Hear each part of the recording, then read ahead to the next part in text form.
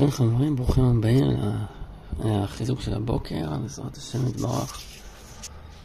כן, אנחנו פה בעזרת השם כדי להתחזק, להתעורר, להתגבר בעניין של שמירת הברית, שמירת העיניים. יהיה רצון שנזכה לעשות נחת רוח על הקדוש ברוך הוא ולצדיק האמת. רבינה נחמן מאומן. אשרינו לגמרי. נקרא פרק י"א. עיקר התשובה על חטא הוצאת זרע לבטלה ושאר פגמי הברית שפגם כל אחד כפי בחינתו על ידי וידוי דברים שירגיל עצמו לדבר עמו יתברך ולספר לפניו יתברך את כל ליבו בלשון שרגיל בה, היינו שפת האם שלו, ויתוודה בפה מלא ויאמר לפניו יתברך כזאת וכזאת עשיתי וכולי וכולי, אנא מחול לי וכולי.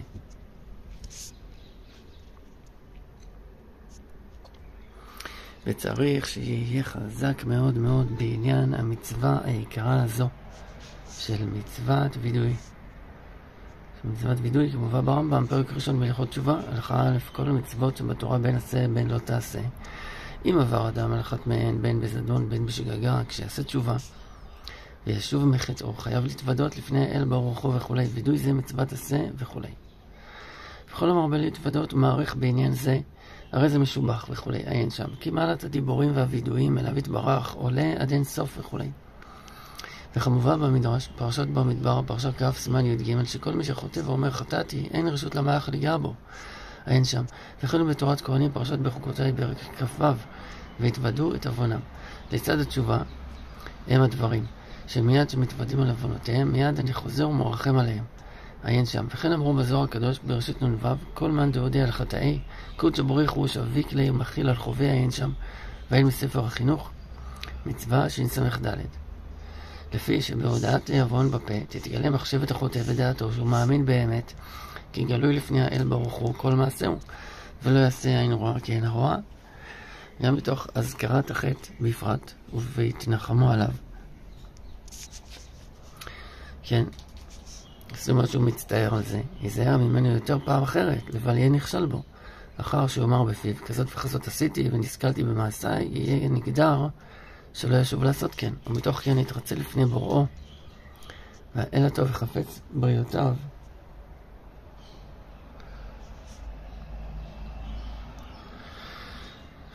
והאל הטוב וחפץ בריאותיו, הדריכם, בדרך זו יזכו בה. עיין שם. כי מאחר שמחפשים ומבקשים את כבודו, נמצא שמודים על כל פנים באלוקותו יתברך ובתורתו, שיודעים שהשם יתברך מושל בעולמו, ואסר עלינו בתורתו לבלי לעשות אלו החטאים, רק שמתוקף תאוותו עבר על רצונו יתברך, ואתה מבקש ומחפש סליחה וכפרה ולשוב אליו יתברך.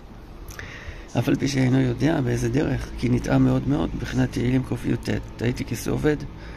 אף על פי כן, עדיין אינו מייש את עצמו, ומבקש את צו התחבולה, איה מקום כבודו. איה המקום שיוכל למצוא אותך. על ידי זה הוא עולה בתכלית העלייה לבחינת איה. מאמר סתור וכו'. זהו בחינת הווידוי שצריכים להזכיר החטאים והעוונות הגמורים בפה מלא. ולהזכיר בפירוש דברים מגונים כאלה, אבל זהו כל תיקונו.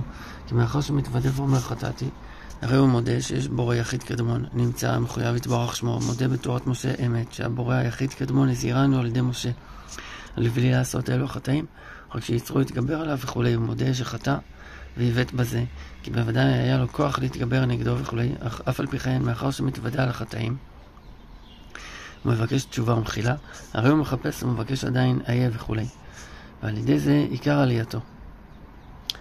וזהו שאומרים בווידוי, תבוא לפניך תפילתנו, ואל תתעלם מתחינתנו.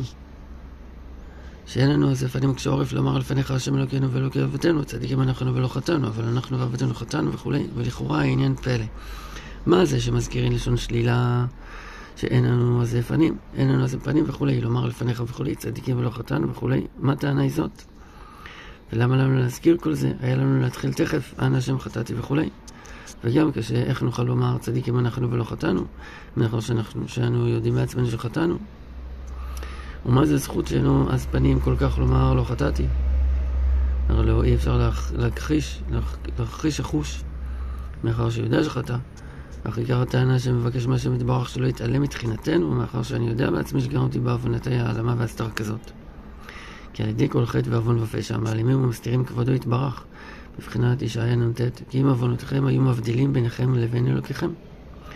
על כן תכף מחזק את עצמו ומתנצל את עצמו לפניו יתברך, ואומר שאין לנו עשה פנים מקשי עורף לומר לפניך צדיקים אנחנו ולא חטאנו.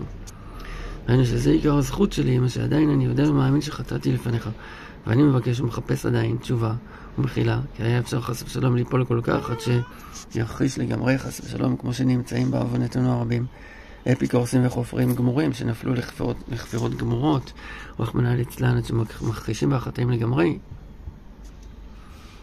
כי אומרים שאין זה חטא ועוון כלל, שלם נאמר ירמיה ב', הנני נשפט אותך ולאמרך לא חטאתי.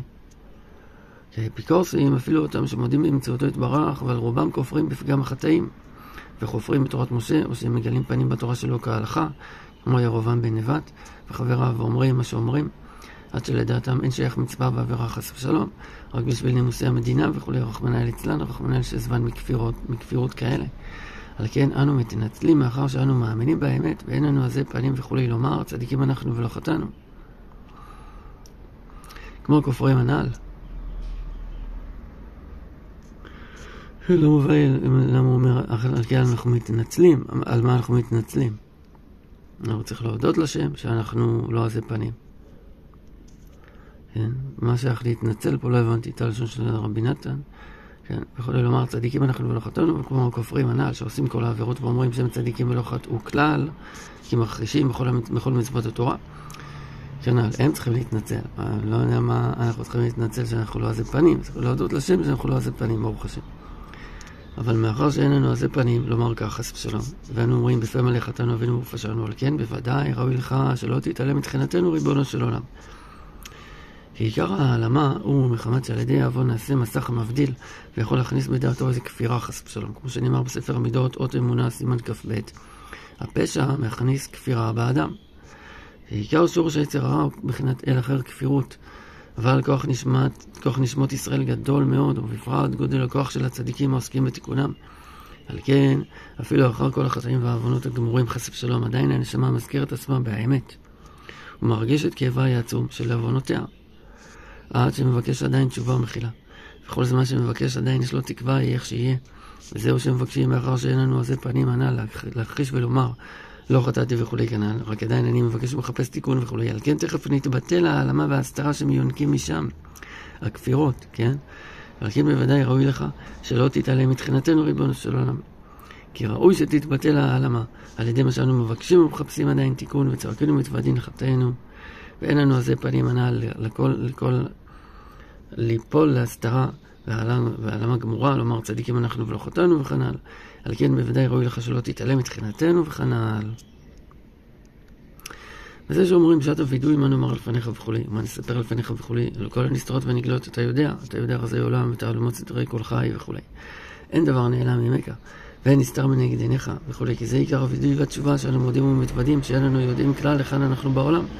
כי הרבנו לפשוע נגדך כמו שמתוודים על פי א' ב', אשרנו בגדנו וכולי, שפגמנו בכל ה-22 אותיות התורה, וכמובן שמסיימים תיאבנו תהיינו תיאתנו שאנו הולכים כי טועה ומטעה ואין לנו יודעים מה נאמר לפניך וכולי, ומה נספר לפניך וכולי. רק אנו מאמינים שכל הנסתרות והנגלות אתה יודע, כי רק אתה יודע רזי עולם ותעלומות סתרי כל חי וכולי. היינו שכל הרזים והנסתרות הנמשכים מהמאמר סתום ונסתר מאוד, שמשם כל יניקת הסתרה אחרה, שמהם העוונות כנ"ל אתה יודע כולם, כי באמת יש בהסתרה והעלמה עצמה דעת עמוק ונסתר ונעלם מאוד, רק שמעוצם העלמו אי אפשר להשיגו, ומשם נמשך יניקת הסתרה אחר כנ"ל. אבל אנו מאמינים שאתה יודע ריבונו של עולם כל תעלומות ונסתרות, ועל ידי זה את כל תקוותנו, מאחר שאנו יודעים שגם שם אתה נעלם מאוד, בבחינת מה שמובא בירושלמי תענית פרק א', אם יאמר לך אדם היכן אלוקיך, תאמר לו בהכרח גדול של רומי.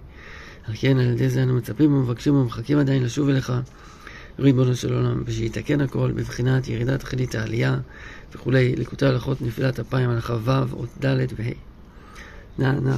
נחמן יהיה רצון שנזכה להתגבר ולהתעורר ולהתחזק בעניין של שמירת הברית ושמירת העיניים, באמונה פשוטה, באמונה יתרה, להאמין בפשטות שהכל בהשגחה וכל לטובה, ושהשם יתברך כל יכול כפשוטו, ושנזכה לעשות נחת רוח לצדיק האמת ולשם יתברך, לשם יתברך ולצדיק האמת, בכל רגע, בכל שנייה, בכל יום, בכל מחשבה, דיבור ומעשה. יהיה רצון שהשם יתברך ישמור על עם ישראל ויאחד את עם ישראל וישמח את עם ישראל וייטיב עם עם ישראל, ויושב את עם ישראל ויגאל את עם ישראל.